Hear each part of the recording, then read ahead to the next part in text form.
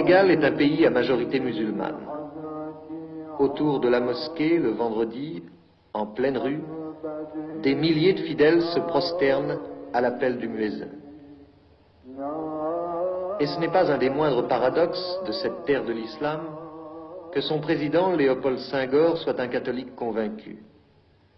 Ses adversaires essaient d'ailleurs d'attiser le fanatisme religieux des musulmans contre cet infidèle. Leur slogan, c'est la croisade du croissant contre la croix.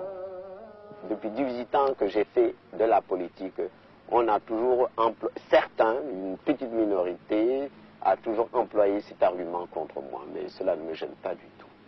Mais parce que demain, on reprochera au président de la République d'appartenir à telle race, à telle caste, à telle région, les adversaires trouvent toujours quelque chose à dire. Le plaisant, c'est que ceux qui emploient cet argument se disent souvent des marxistes-léninistes. D'ailleurs, un des plus fidèles supporters du président Senghor n'est-il pas le pape des musulmans d'Afrique noire, El Hadj Falilou Mbacké, calife des Mourides, grand imam d'une des plus belles et des plus imposantes mosquées du monde avec son minaret de 90 mètres, la mosquée de Touba, lieu saint de l'Afrique islamique.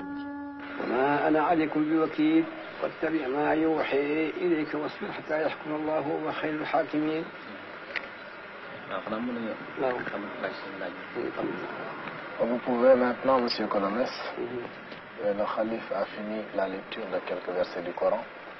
Il est maintenant à votre entière disposition pour répondre à toutes les questions que vous voudrez bien lui poser. On dit au Sénégal que le calife des Mourides est le supporter numéro 1 du président Senghor. Or, c'est étrange, un calife musulman, supporter d'un président catholique.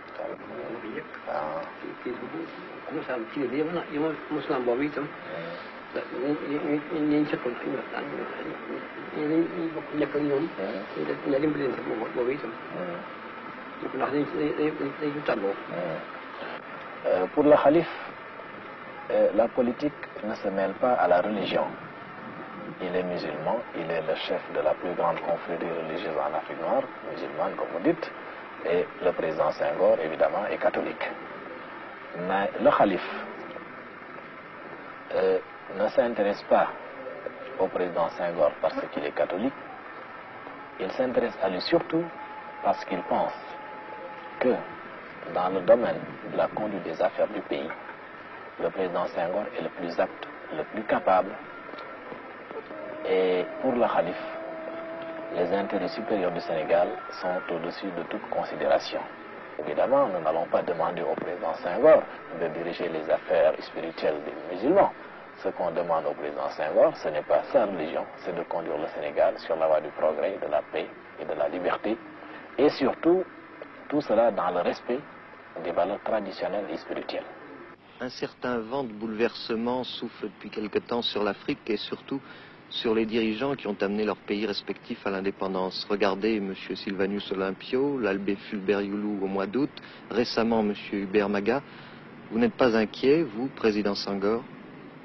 Inquiet, je suis inquiet pour l'Afrique en général, car l'Afrique a besoin de stabilité.